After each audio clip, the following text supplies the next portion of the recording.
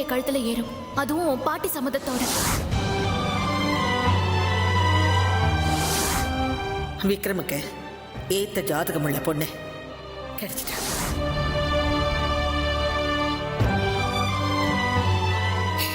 நானும் விக்ரமும் ஒண்ணு சேர மாட்டோமா? நான் யாருக்கு என்ன கெடுதல் பண்ண? எனக்கு மட்டும் ஏன் இப்படி நடக்குது? நான் என் வாழ்க்கையில ஆசைப்பட்ட ஒரே விஷயம் விக்ரம் கூட சேர்ந்து வாழணும் தான். அது மட்டும் நடக்கலன்னா என்னால உயிரோடவே இருக்க முடியாது.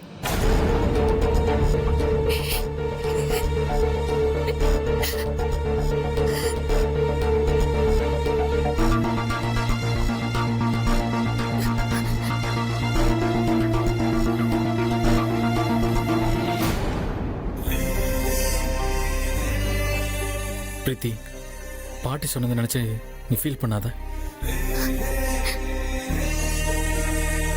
பிரீத்தி, நம்ம நினைச்ச மாதிரி தான் நடக்கும். எனக்கு இந்த ஜென்மத்தில் கல்யாணம் ஒன்று நடந்தா அது உன் கூட தான். பிரீத்தி, இங்க பாரு, நீ ஆசைப்பட்ட மாதிரி பாட்டி சம்மதத்தோட நடக்கும்.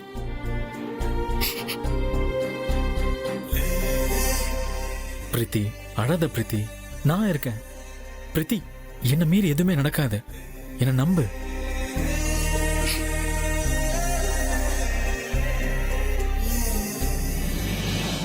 பிரீத்தி, அழாத. நாங்கெல்லாம் இருக்கோம்ல, எதுவும் தப்பா நடக்காதுமா. நீ வேணா பாரு, நீயும் விக்ரமும் தான் ஒண்ணு சேருவீங்க. விக்ரம், நீ ஏன் அத்தை கிட்ட சொல்லவே இல்ல?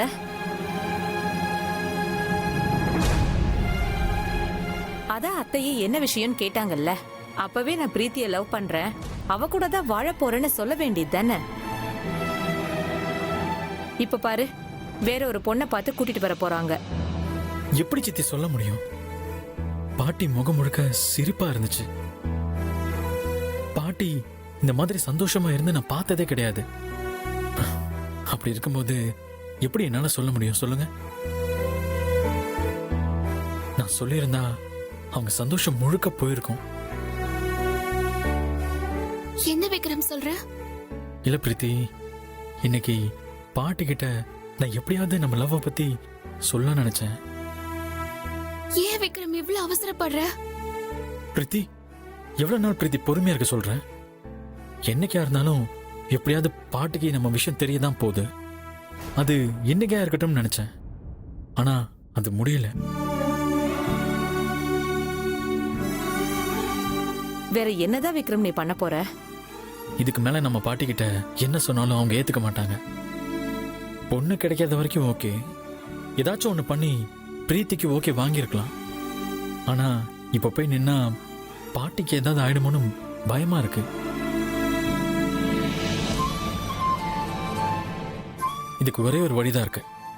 நாளைக்கு வரப்போற பொண்ணுகிட்ட என்ன பத்தியும் பிரீத்தி பத்தியும் சொல்லி அந்த பொண்ணுகிட்ட எப்படியாவது கெஞ்சி கூத்தாடி எனக்கு இந்த கல்யாணத்துல விருப்பம் இல்ல, எனக்கு விக்ரம பிடிக்கலன்னு சொல்ல வைக்க போறேன்.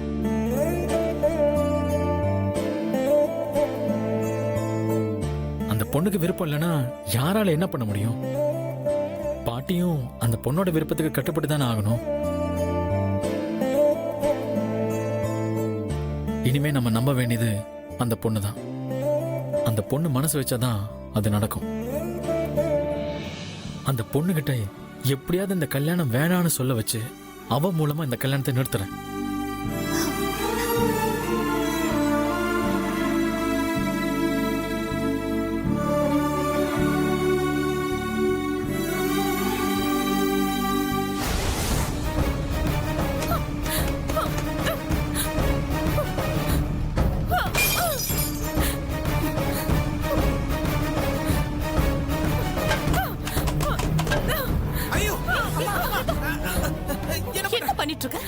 என்ன பிரச்சனை உனக்கு? எதுக்கு இப்ப இப்படி எல்லாம் பண்ணிட்டு இருக்க? இதுக்கு மேல என்ன ஆக வேண்டியிருக்கு? எல்லாமே முடிஞ்சு போச்சு. எதுக்கு நான் இருக்கணும்? நான் சாக போறேன். கிருபா, கிருபா, என்ன வேணுமா சொன்ன கேளு.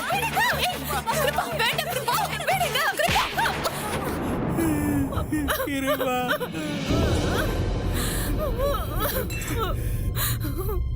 கிருபா என்ன நடந்து போச்சுன்னு இவ்ளோ கோவப்படுற? பொறுமையா இரு. இதுக்கு மேல நான் எதுக்கு பொறுமையா இருக்கணும்? நீ எனக்கு சின்ன வயசுல இருந்து என்ன சொல்லி வளர்த்த? விக்ரம் தான் உனக்கு எல்லான்னு சொல்லி சொல்லி வளர்த்த. அம்மா, இப்ப என் மனசு முழுக்க விக்ரம் மட்டும் தான் இருக்கான். அவன் வந்த உடனே ஜாதகம் சேரலன்னு சொன்னாங்க. அப்புறம் பிரீத்தி வந்தா. என்ன நீ பொறுமையா இருக்க சொன்னியா?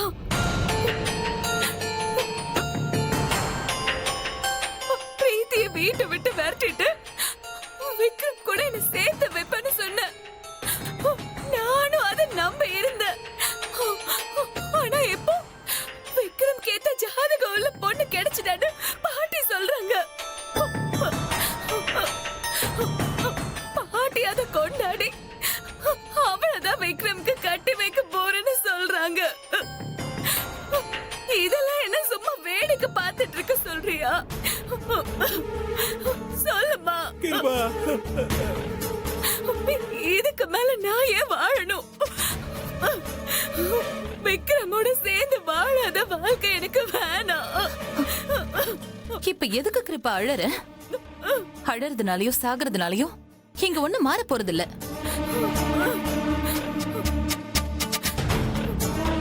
நாம என்ன பண்ணணும்னு மட்டும் தான் யோசிக்கணும். விக்ரம் தான் உனக்கு. இது நான் எப்பவும் முடிவு பண்ணது. இதுல பிரீத்தி, ஸ்ரீஜான்னு எத்தனை பொண்ணுங்க வந்தாலும் சரி, அவளுங்க மனமேட வரைக்கும் போனாலும் சரி, விக்ரம் தாலின்னு ஒண்ணு கட்டுனா உன் கழுத்துல தான் கட்டுவான். அத என் உயிரை கொடுத்தாவது நான் நடத்தி வைப்பேன். என்ன நம்பு, நான் இருக்கேன். நீ ஏன் பொண்ணுடி? நீதான் இந்த வீட்டை ஆளணும். வேற யாரும் வர நான் விட மாட்டேன். தைரியமா இரு.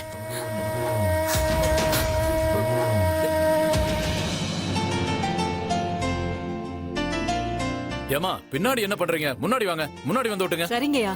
யோ ராஜா, ஐயா என்னையா பண்ற? இழுத்து கட்டாத. இதோ கட்டுறேங்கய்யா. தூக்கு, நல்லா டைட்டா கட்டு. அந்த கடைசியில கட்டு. சரிங்கய்யா. ஏம்பா சார், வெளியில எல்லாம் முடிச்சாச்சா? இதோ பண்ணிட்டு இருக்காங்க சார். மேல இன்னும் பண்ணவே இல்ல. அதை முடிச்சு மேல பண்ணுவாங்க சார். சரி, இதையெல்லாம் எடுத்து கட்டு முதல்ல. டைம் ஆயிட்டு இருக்குல்ல. மச்சான், இங்க சுத்தமா வச்சுக்கணும். இங்க பாரு சந்திரிகா, அவங்க ரொம்ப பெரிய இடம். நம்ம கம்பெனி மாதிரி டெல்லியில 5-6 கம்பெனி வச்சிருக்காங்களாம். ஒரே ஒரு பொண்ணு தானா. எத்தனையோ சம்பந்தம் அவங்க பொண்ணுக்கு வந்தப்பெல்லாம் அதை தட்டி விட்டு நம்ம அம்மா கேட்டதும் மறு பேச்சு பேசாம அவங்க பொண்ண நம்ம விக்ரமுக்கு கொடுக்க சம்மதம் சொல்லிட்டாங்க. நம்ம அம்மா மேல அவ்வளவு மதிப்பு மரியாதை வச்சிருக்காங்க. அந்த மதிப்பு மரியாதையையும் காப்பாத்துறது உன் கையில தான் இருக்கு. ஏன் கையில இருக்கா? என்னன்னு சொல்றீங்க? எனக்கு ஒண்ணும் புரியல. நமக்கு அந்த கடவுளா பார்த்து விக்ரமுக்கு ஏத்த பொண்ணா காமிச்சிருக்காரு. அம்மாவும் ரொம்ப நாளைக்கு அப்புறம் இன்னைக்குதான் ரொம்ப சந்தோஷமா இருக்காங்க. விக்ரமுக்கும் ஸ்ரீஜா பொண்ணுக்கும் கல்யாணம் ஆகிற வரைக்கும் இது அப்படியே நிலைச்சிருக்கணும். அப்படியே நிலைச்சிருக்கணும்னா நீ எந்த தடங்களும் பண்ணாம இருக்கணும். என்ன, நான் தடங்கல் பண்ண போறேனா? நீங்க சொல்றத பார்த்தா விக்ரமுக்கு கல்யாணமே ஆக கூடாதுன்னு நான் நினைக்கிறேன்னு சொல்றீங்களா? நீ அந்த மாதிரி நினைக்கிறேன்னு சொல்லல. ஆனா கிருபாவை தவிர வேற யாரு கழுத்துலயும் அவன் தாலி கட்டக்கூடாதுன்னு நினைக்கிற. அது எல்லா தாய்க்கும் இருக்கிற பாசம்தான். அண்ணன் பையன் தான் பொண்ணை கட்டிக்கணும், நம்ம வீட்டு சொத்து நம்ம கைக்குள்ளேயே இருக்கணும்னு நினைக்கிறது சரிதான். ஆனா கல்யாண விஷயத்துல எடுத்தோம் கவுத்தோன்னு முடிவெடுக்க முடியாதுல்ல. 6 முறை யோசிச்சுதான் முடிவெடுக்கணும். ஏன்னா முடிவுங்கிறது நம்ம கையில இருந்தாலும் வாழ போறது அவங்கதான்.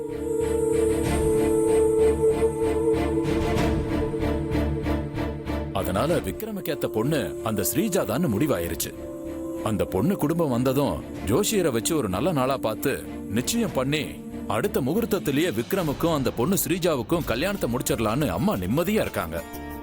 அதுக்கப்புறம் கிருபாவுக்கும் நம்ம சொந்தத்திலேயே ஒரு நல்ல பையனா பார்த்து கல்யாணம் பண்ணி வச்சிருவோம். சரியா? இங்க பாரு, நாளையில இருந்து ஆரம்பிச்சு இந்த கல்யாணம் முடியற வரைக்கும் நீ சைலண்டா இருக்கணும். நான் சொன்னதை புரிஞ்சுக்குவேன்னு நினைக்கிறேன். அந்த மாதிரி நடந்துகிட்டா எல்லாருக்கும் நல்லது.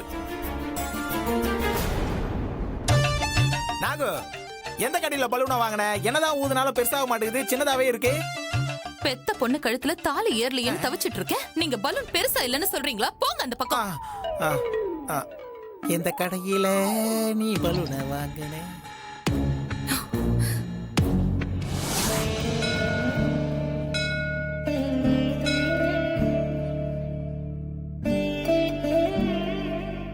இந்தாங்க. கன்னியாகுமரி தீமஹ. அம்மா தாயே, நாளைக்கு வரப்போற பொண்ணு கிட்ட எங்க காதல பத்தி விக்ரம் சொல்ல போறான். அத கேட்டு அந்த பொண்ணு எங்களுக்கு சப்போர்ட் பண்ணலனாலும் பரவாயில்ல. ஆனா இத அஞ்சனா அம்மா கிட்ட சொல்லி மாட்டி விடாம இருந்தா மட்டும் போதும். இந்த விஷயம் அஞ்சனா அம்மாவுக்கு மட்டும் தெரிஞ்சா அவங்க மனசு தளர விட்டுருவாங்க. என் மேலயும் விக்ரம் மேலயும் ரொம்ப நம்பிக்கை வச்சிருக்காங்க.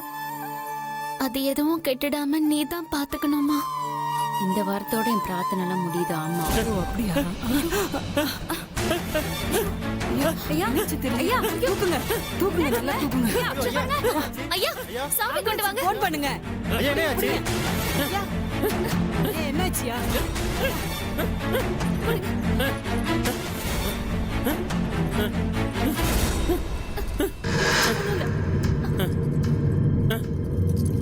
ஐயா ஐயா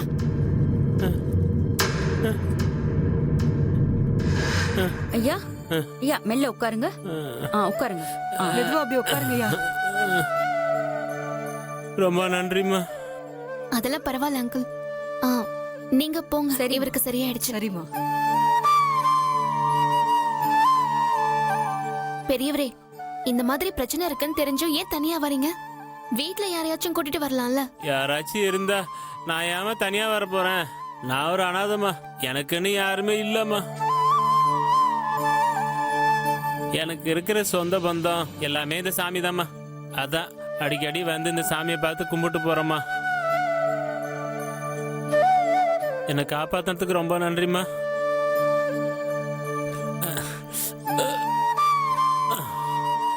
நான் வீடு வரைக்கும் வந்து விட்டுட்டு போட்டுமா? அதெல்லாம் வேணாம்மா, நான் போய்க்கிறேன். ரொம்ப நன்றிம்மா, நான் வரேன்.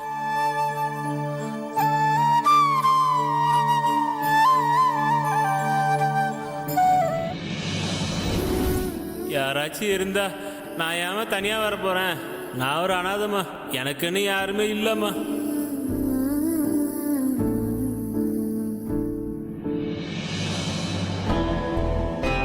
அம்மா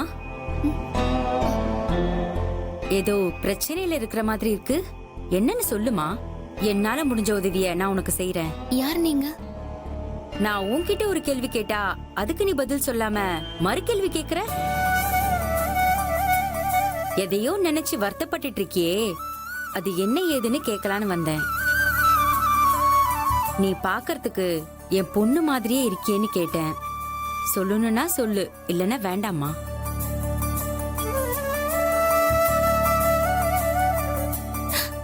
எனக்குன்னு யாரும் இல்லம்மா.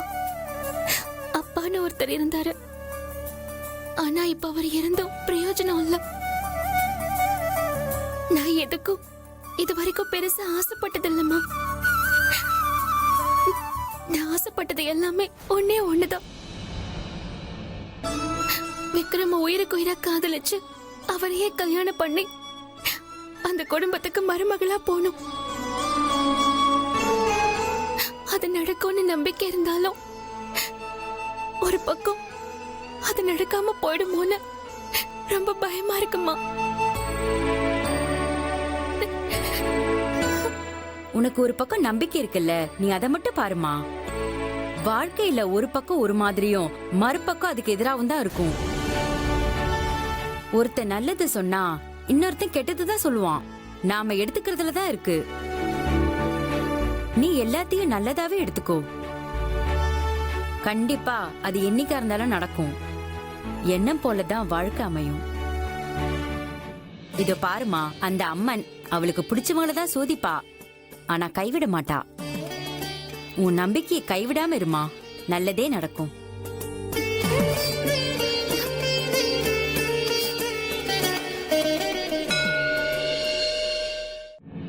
கல்பனா, கல்பனா. இதோ வரேங்க. என்னங்க? நாளைக்கு பொண்ணு வீட்டுக்காரங்க வரும்போது எந்த குறையும் இருக்க கூடாது. எல்லாத்தையும் பார்த்து பார்த்து செய்யணும், புரியுதா? சரிங்க. கல்பனா, அவங்க டெல்லியில இருந்து வரதுனால அவங்களுக்கு சாப்பாடெல்லாம் அவங்க ஊர் ஸ்டைல்லையும் நம்ம ஊர் ஸ்டைல்லையும் 2 டைப்பா பண்ணிரு. அவங்களுக்கு எது பிடிக்குமோ அதை பரிமாறிடலாம்.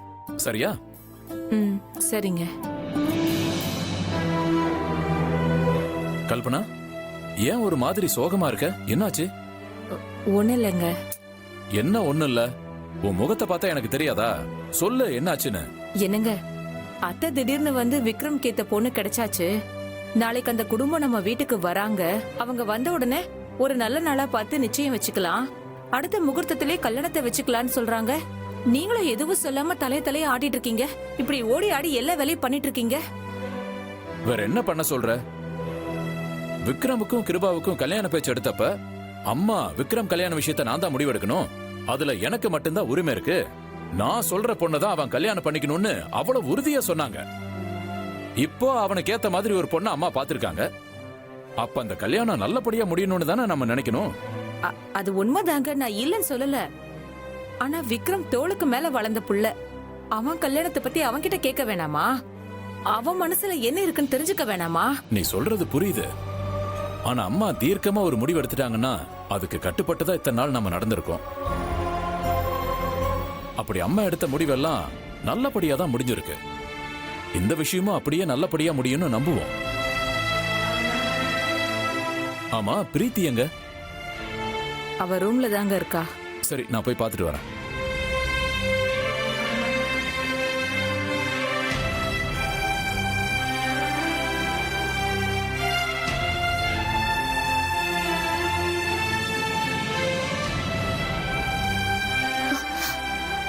அங்கிள்,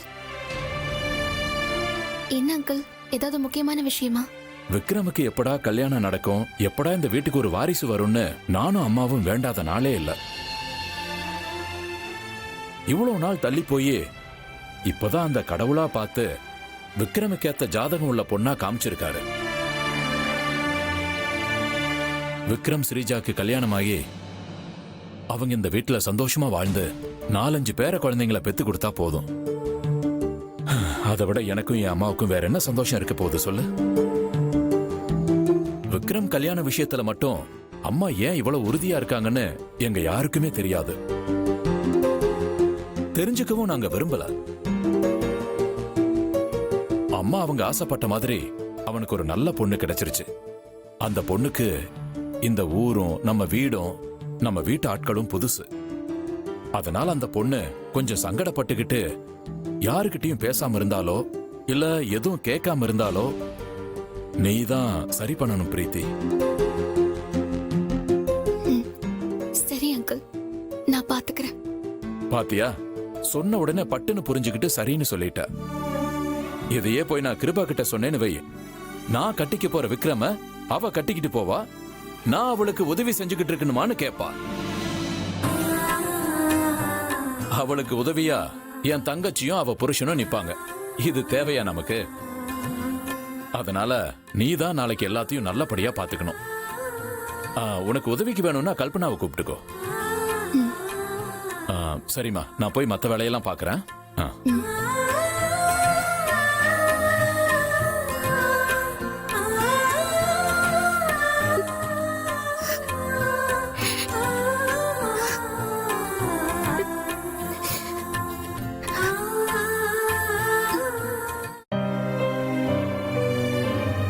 வேண்டாம் விக்ரம், வரப்போற பொண்ணு கிட்ட நம்ம லவ் பத்தி சொல்லி இந்த கல்யாணத்தை நிறுத்த வேண்டாம்.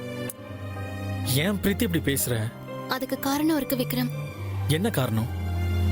நீ சொன்னதை கேட்டு அந்த பொண்ணு கல்யாணத்தை நிறுத்திட்டா சந்தோஷம்தான். ஆனா அப்படி பண்ணாம நம்ம லவ் மேட்ரை பாட்டி கிட்ட சொல்லிட்டா அப்புறம் நமக்கு தேவையில்லாத பிரச்சனை தான் வரும் விக்ரம்.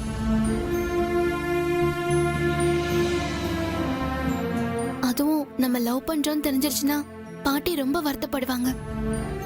அவங்க நம்ம மேல ரொம்ப நம்பிக்கை வச்சிருக்காங்க. அந்த நம்பிக்கை உடைஞ்சு போச்சுன்னா அவங்க ரொம்ப ஃபீல் பண்ணுவாங்க விக்ரம். பிரீத்தி, விக்ரம் வேணா விக்ரம், நம்ம காதல் உண்மையானது. நம்ம கண்டிப்பா ஒண்ணு சேருவோம். என்ன நடக்குமோ அது நடக்கட்டும். எதனாலும் விதி போக்கிலே விட்டுறலாமே. பிரீத்தி, நீ சொல்ற மாதிரி விதி போக்குல விட்டுட்டு நம்ம ஒண்ணு சேர்றோம்னு மட்டும் நினைச்சுக்கிட்டு சும்மா இருந்தோம்னு வச்சுக்கோயேன், எதுவுமே மாறாது. நாம தான் ஏதாவது மாத்தணும். நம்ம இப்ப முயற்சி பண்ணாம விட்டோம்னா காலத்துக்கும் நம்மளால ஒண்ணு சேரவே முடியாது. சரி விக்ரம், அதுக்காக யாருனே தெரியாத ஒரு பொண்ணை நம்பி நம்ம லவ் மேட்டர் சொல்லி அது தப்பா போய் முடிஞ்சிட போகுது விக்ரம். நீ கவலைப்படாத பிரீத்தி, நான் அந்த பொண்ணுகிட்ட பக்குவமா தான் சொல்லுவேன். கண்டிப்பா நல்ல மனசுல எந்த பொண்ணுமே தப்பா நினைக்க மாட்டாங்க. நீ கவலைப்படாத. பாட்டிக்கிட்ட நம்ம லவ் மேட்டர் போகாத அளவுக்கு நான் பாத்துக்கிறேன்.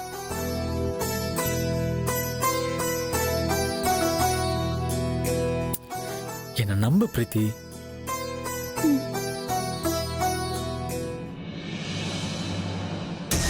அம்மா அம்மா, விக்ரம் ஐயா நாளைக்கு வரப்போற பொண்ணுகிட்ட அவரும் பிரீத்தியும் லவ் பண்றதா சொல்லி இந்த கல்யாணத்தை நிறுத்த போறாராமா. ஹே, நிஜமாவா சொல்ற? ஆமாமா. உனக்கு யார் சொன்னா? பிரீத்தியும் விக்ரம் ஐயாவும் பேசுறத இப்பதான் கேட்டுட்டு வரேன். எப்படியோ நாம நிறுத்தலான்னு நினைச்சோம், ஆனா இப்போ விக்ரமே கல்யாணத்தை நிறுத்த போறான். ரொம்ப ரொம்ப சந்தோஷம்.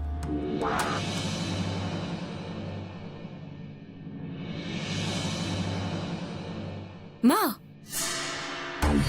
என்னம்மா நீ ரொம்ப அமைதியா இருக்க? எவ்வளவு சந்தோஷமான செய்தி கிடைச்சிருக்கு. நாம விக்ரம் கல்யாணம் நடத்த கூடாதுன்னு நினைச்ச மாதிரியே விக்ரம் கல்யாணத்தை நடக்க விடாமலே பண்ண போறான்.